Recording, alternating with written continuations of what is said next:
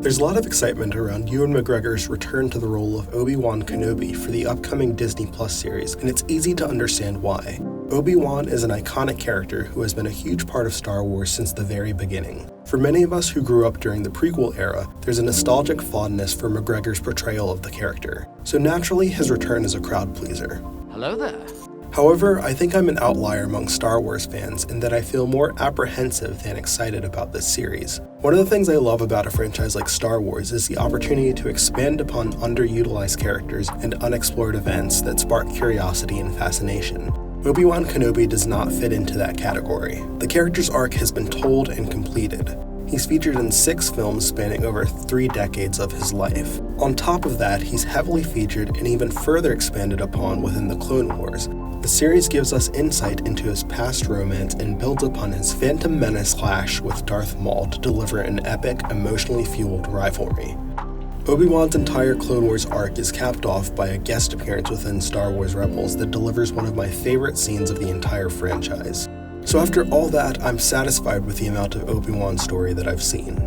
Because of that, I fear that the motivation to make this new show comes more from the fact that it's an easy sell than from excitement over the prospect of exploring the character even further. You might be thinking, what's wrong with a little more expansion and exploration? In general, I don't think there's anything inherently wrong with that. However, depending on what you choose to expand upon and how you choose to do it, you can do more harm than good. That's where my concern over this series really begins. The Obi-Wan series is set in the middle of his time on Tatooine. You know what Obi-Wan is doing on Tatooine? Not a lot, and that's kind of the point.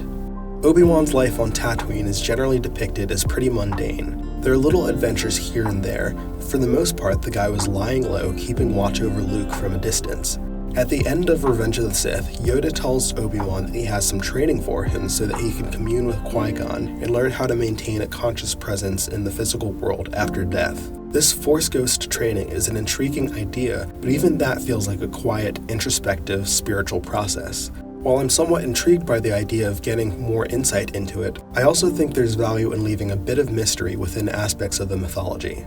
So the character is keeping a low profile as he lives a life of solitude, reflection, and spiritual training. It's in sharp contrast to the life of epic battles and adventures from his time as a Jedi in general, but the contrast serves his evolution as a character. When we see him in A New Hope, this time has made him wiser, but his removal from his old life and identity has sort of taken away a part of him. When he hears Luke say the name Obi-Wan Kenobi for the first time, it registers as a shock to him, like he has almost forgotten his old self. It takes some time for him to find that part of himself again, because it has been so long since he was that guy. Based on everything we know about this period in his life, a story set at this point should be quiet and understated, more indie than blockbuster in its sensibilities. That could be a cool experiment for Star Wars to try, but there isn't a chance that they make that version of the show because the vast majority of their audience wouldn't be interested in it. There's gotta be some action and flash to draw people in, which gets to the core of the problem. In order to make this show attractive to viewers, they will likely inject a contrived, action-driven conflict where there really shouldn't be one. So uncivilized. My apprehension about this show grew even stronger when Kathleen Kennedy announced that Hayden Christensen would be returning as Darth Vader and proclaimed that it would be the rematch of the century. That sounds like all my worst fears about this show come to life. The rematch of the century between these two characters already happened. It was their fight on the Death Star. I have a hard time believing that there is anything valuable that another battle between the two of them can add to their story.